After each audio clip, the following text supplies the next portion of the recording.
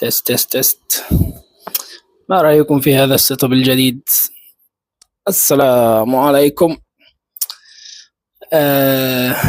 متوقعتش ان الحامل اللي انا جايبه الموبايل ده يشتغل على الليفل ده، فحلو اوي الصراحة، حلو اوي جايبني كده، وانا انا ممكن حتى ارجع ورا كده واتكلم عادي. النهارده واحنا رايحين ان شاء الله نصلوا المغرب، سوف اتحدث اليكم في موضوع جديد. موضوع قد كنت طرحته في آخر شورت على اليوتيوب وعلى تيك توك. بالمناسبة أنا عندي تيك توك لسه على قده كده، بس بدأته برضه. وده بخصوص إيه؟ بخصوص ليه الإنسان بينام كتير، ممكن ينام كتير جدا، ورغم ذلك يصحى من النوم وهو متكسر جدا وجسمه تعبان جدا. ليه ممكن ده يحصل؟ يعني ليه ممكن إنسان ينام 8 ساعات في اليوم، 10 ساعات في اليوم؟ يعني اكاد اجزم ان في ناس ممكن تنام 13 14 ساعه في اليوم، ورغم ذلك بيقوم جسمهم مدغدغ حرفيا. ليه ممكن ده يحصل؟ خلينا نتكلم في الموضوع ده واحنا رايحين نصلي المغرب ان شاء الله، ولو اتمشينا شويه بالليل في الجنينه نكمل كلامنا. بس انا كنت حابب ان انا اوريكم الستايل ده، لان انا ممكن اطلع او غالبا يعني اطلع في كذا فيديو بالستايل ده. عجبني اوي الصراحه، كنتش اتوقع ان الستاند اللي انا جايبه يشتغل في هذا الليفل الجميل. ايه رايكم؟ حلو صح؟ صحيح نسيت اقول لكم على حاجه بالمناسبه السعيده دي. انا طبعا كنت بعمل فيديوهات من زمان قوي، والقناه دي ليها 8 سنين، حرفيا 8 سنين، يعني عليها فوق ال 100 فيديو، ممكن 120 فيديو كمان او 130 فيديو. ولكن من باب التطوير مؤخرا انا اشتريت مايك، هذا المايك، لان أنا قررت ارجع يعني اليوتيوب. فبما ان احنا خلاص هنبقوا يعني وان فاميلي ان شاء الله، فده المايك اللي انا اشتريته جديد، حبيت اوريه لكم. يعني هو بيبقى فيه اتنين، يعني بتاع زي ده اسمه ريسيفر، وده بيركب في الموبايل، واحد للايفون وواحد للتليفون الاندرويد العادي، وبيبقى معاه اتنين ميكروفون زي ده كده، زي ده. وده جميل قوي، بيبقى معاه الكيسه بتاعته كمان. الكيسه دي بيبقى فيها حاجات، ده مش اعلان يا جماعه، يعني بيبقى شويه حاجات حلوين جدا يعني. فانا اصلا لسه يعني قناتي ما اتفعلتش عشان اعمل اعلان، بس من باب المشاركه ان احنا ايه، بنشارك مع بعض الابديتس اللي حصلت. البتاعه دي بتبقى حلوه قوي قوي في الهواء الصراحه، بتبقى جميله قوي، متخليش فيه هواء يطلع ابدا. وبيعطيك شويه مشابك هنا كده، سلك، وصلة شحن، وش يعني شويه اكسسوارز مشبك. ده يعني لو حد لو لابس تيشيرت ولا قميص ولا حاجه، بيبقى ايه الحركه اللذيذه دي وبيوصل يعني. بس الاحلى من ده كله يعني، اوريكم بقى الحاجه اللي بتعجبني في القصه دي كلها، هي ايه الحركه دي، الماجنتيك ده. بص شايف الحركات، هي دي اللي ايه، دي احلى حاجه في الموضوع. في حاجه عايز احكي لكم عليها بمناسبه المايك، يعني عشان احنا اتكلمنا فيه. المايك ده ليه قصه عجيبه حصلت معايا. ما تيجي نلزقه بس بدل ما انا عمال اشيل واحط فيه كده. احلى حاجه المغناطيس ده، تحطه جوه كده وبعدين تلزق الايه، المايك، خلاص كده ركب. بص احنا وريتك ان في اتنين ريسيفر ده وفي واحد تاني، ده اخر مستجدات القناه يعني. فليه قصه عظيمه المايك ده. المايك ده انا اول ما جبته صورت بيه فيديو واحد بس، فيديو واحد بس فقط لا غير.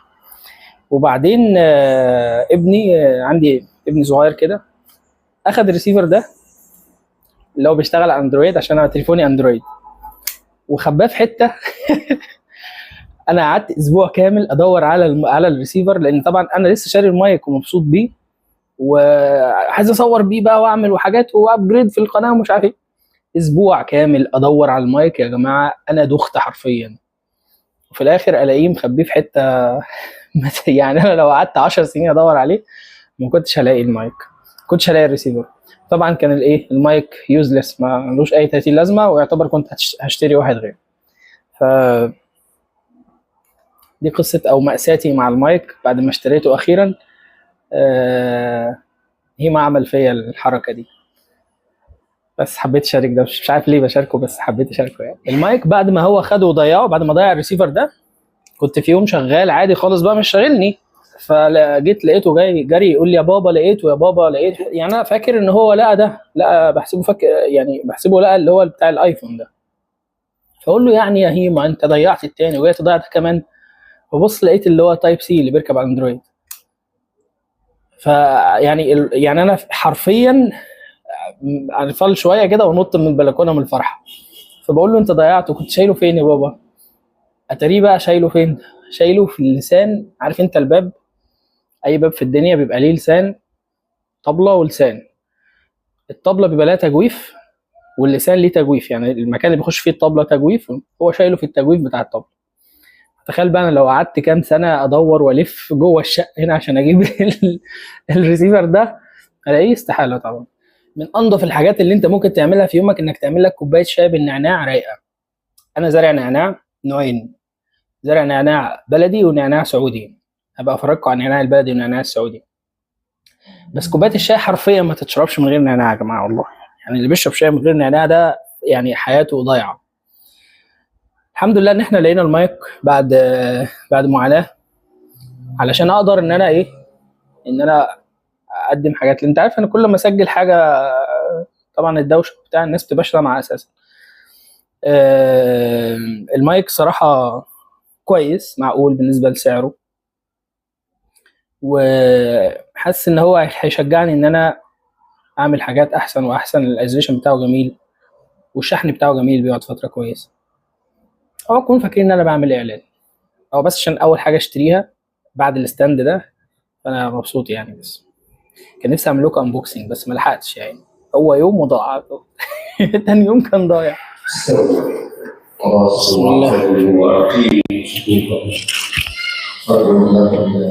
الله. الحمد لله خلصنا صلاة المغرب على خير. خلينا نكمل كلامنا. ليه الإنسان ممكن ما ينامش أو ينام عدد ساعات كبير وبرغم كده ما ياخدش كفايته في النوم ويقوم تعبان ومرهق؟ زي ما قلت لك في 3 أسباب أساسية. إن هو بيفكر طول اليوم، وطول اليوم بيحل في مشاكل وبيحط خطط وبتاع، وبالتالي مخه بيكمل معاه، فبيفضل شغال طول الليل طول ما هو نايم ومخه لسه ستيل شغال. وبالتالي فبينام، هو بيكون نتيجة النوم بتاعه ان هو بينام نوم خفيف، ما بيوصلش للنوم العميق. علشان كده بيصحى وكأنه ما نامش، جسمه مهدود وتعبان.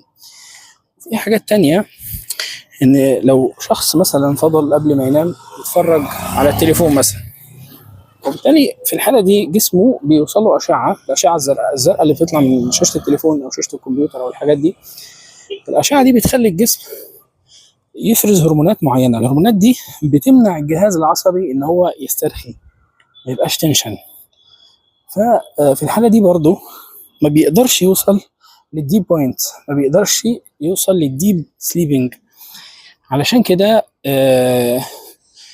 كده بيقوم من النوم بقى مرهق وتعبان ومش واصل لراحة كافية.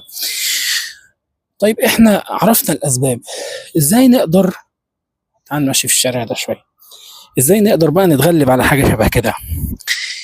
في كذا حاجة الصراحة. اول حاجة، لو كان التليفون بيطلع اشعه فاحنا نقدر نستغنى عن التليفون. فانت لو جيت قبل ما تنام مثلا بساعه او بساعتين، وخليها ساعه على الاقل، واستغنيت عن التليفون خالص، وبالتالي هتمنع الاشعه ديت ان هي تخش جسمك او جسمك يستقبلها. بالتالي الهرمونات اللي بتاثر على جهازك العصبي ان هو يسترخي مش هتتم افرازها، فتنام بعمق. من ضمن الحاجات برضو انك تلست الحاجات اللي انت شاغل دماغك بيها طول اليوم. يعني انا طول اليوم مثلا دماغي مشغوله بافكار، بخطط، بحاجات، خلاص اكتبها في ورقه ولستها. وبالتالي انت اديت اشاره لمخك، خلاص احنا كتبنا الحاجات اللي احنا بنفكر فيها، فما تشغلش بالك بيها، احنا هنرتبها مع بعض بكره او هنكملها بكره، كانك بتضحك على عقلك. فيبدا من هنا الانسان ينام ويكتفي ويتشبع من النوم.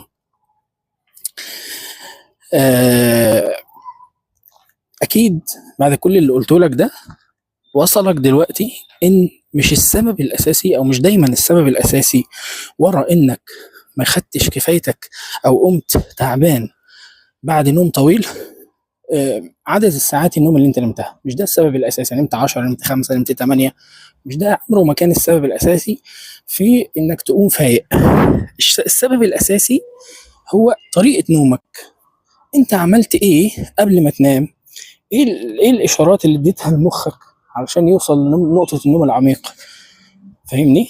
فالموضوع دلوقتي ليه علاقة اكتر بانا عملت ايه، مش انا نمت قد ايه.